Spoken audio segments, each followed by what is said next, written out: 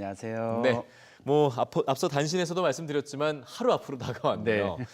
내일 있을 이제 3월 학력 평가 학생들이 좀 어떤 마음가짐으로 임하면 좋을까요?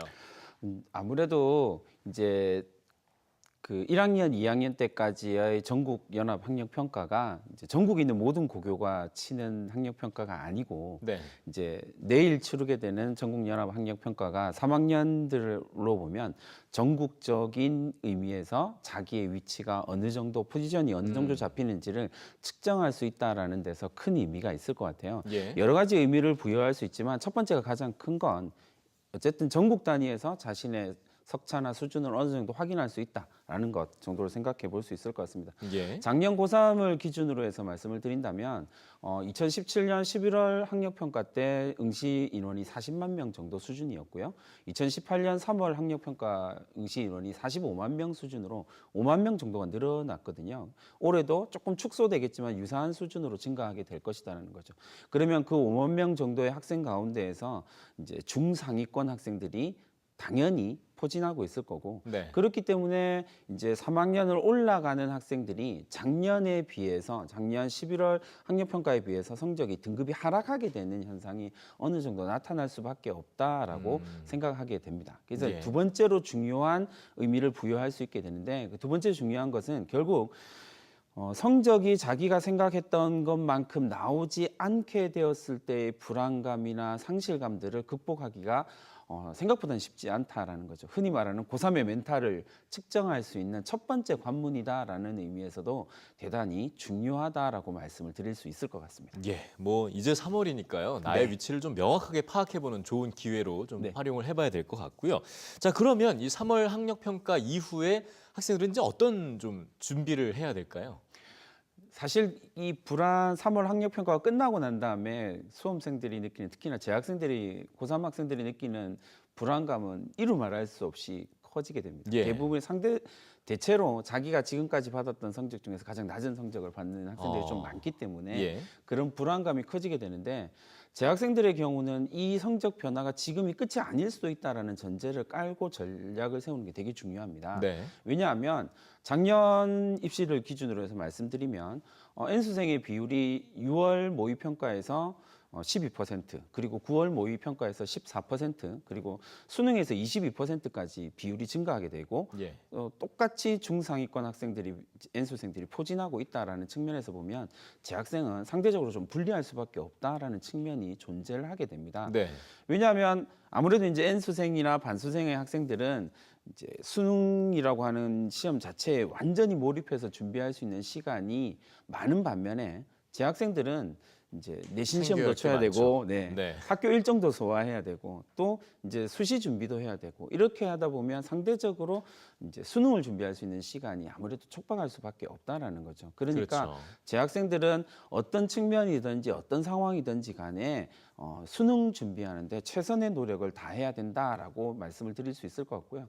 더불어서 3월 학력 평가가 끝난 학생들한테 재학생들한테 가장 이제 말씀드리고 싶은 중요한 포인트는 네. 입시 전략을 제대로 세워야 한다라고 하는 측면이 될 것 같아요. 네. 그러니까 3월 학평 성적을 가지고 가채점을 해서 자기가 어느 정도 대학으로 수능으로 정시로 갈 수 있는지를 어느 정도 확정을 지어야만 하거든요. 그래야지 구체적인 입시 전략이 나오게 됩니다. 그러면 이제 어느 정도 수준의 대학을 갈 수 있느냐라고 생각했을 때는 여러 가지 방법이 있겠지만 가장 일반적으로는 3학년 담임 선생님이 이 3월 학평 성적으로 가지고 상담을 하게 된다라는 것. 근데 네. 이제 현실적으로는 그게 조금 어렵다, 지나갈 수 있는 과가 좀 대학이나 수준을 가늠하기가 어렵다면 EBS 홈페이지에 들어가서 대입 상담실에서 이제 자기의 성적을 비공개로 올리면 지원할 수 있는 대학을 다 이렇게 보여주기도 하거든요. 네. 그런 도움을 받아서 자기가 이 성적으로 어느 정도 대학을 갈 수 있는지, 그러면 어느 전형이 자기에게 유리한지 이런 것들을 좀 고민해보는 시간이 반드시 필요합니다. 흔히 말하는 정시에서의 꿈의 대학이 수시에서는 적정 수준의 대학이다라는 말이 있거든요. 네. 그 말을 염두에 두고 입시 전략을 세우는 것에 좀 포커스를 맞추면 될 것 같습니다. 네. 자, 뭐 학평 이후 바로 세워야 할 것들은 이런 거라면 네네. 이제 좀 크게 보죠. 한번 1년 정도 준비를 해야 되는 장기적인 관점에서는 어떻게 좀 계획을 세워야 될까요? 재학생들의 입시는 사실 N수생이나 졸업 반수생들에 비해서 상대적으로 좀 복잡할 수밖에 없는 구조를 가지고 있습니다. 예. 이맘때에 고3 학생들의 입시 지도를 하면 제일 많이 듣는 말이 뭐냐면 저는 내신 성적이 엉망이기 때문에 정시에 올인할 거라는 이야기를 하게 됩니다. 이런 네. 말을 하던 학생들이 이제 3월 학평이 끝나고 나면 조금 절망감에 휩싸이는 경우들이 좀 많거든요. 근데 입시 전반적으로 봤을 때 수시 70%라고 하는 어떤 컨셉으로 잡고 보면 이제 정시에 올인한다라는 거 좀 적절하지 못해 보이는 거죠. 그러니까 예. 수험생들이 선택할 수 있는 고3 학생들이 선택할 수 있는 가장 좋은 방법은 수시와 정시를 함께 준비해 가는 과정이 되게 중요하다라는 말씀을 드릴 수 있을 것 같습니다. 예.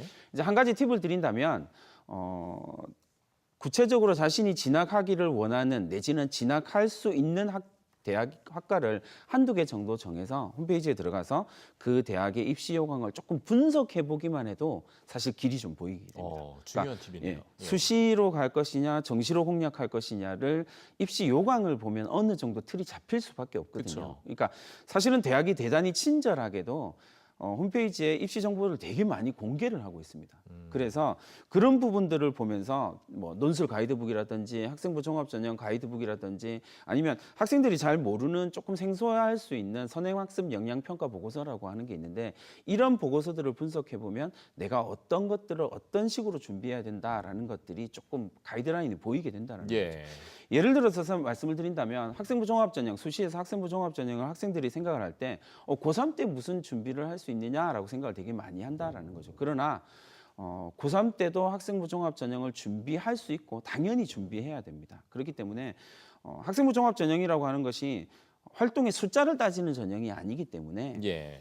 3학년 올라가서 교과와 비교과를 조금 균형 있게 준비를 하고 특히 비교과를 한두 개 정도 자신의 역량을 드러낼 수 있는 비교과를 준비해가는 과정을 나타낸다면 보여줄 수 있다면 얼마든지 기회가 있다라는 거죠. 그러니까 N수생들이나 졸업생들이 학종으로 선발되는 비율이 조금씩 늘어나고 있다는 것만 봐도 이건 충분히 증명할 수 있을 것 같아요. 네. 마지막으로는 수험생의 생활이 좀 힘들긴 하지만 지금 이제 시작이다라고 하는 부분을 반드시 기억을 하시고 네. 어떤 상황에서든 용기를 잃지 않는 수험생이 되었으면 좋겠다라고 부탁을 드리고 싶습니다. 응원이 되는 또 말씀을 해주셨네요. 어쨌든 수시와 정시를 함께 좀 준비해야 하며 그리고 좀 구체적인 학교 계획 나중에 좀 바꾸더라도 가이드라인을 확실하게 좀 세워놓는 이런 방법들 꼭 좀 기억했으면 좋겠네요. 말씀 잘 들었습니다. 감사합니다. 네.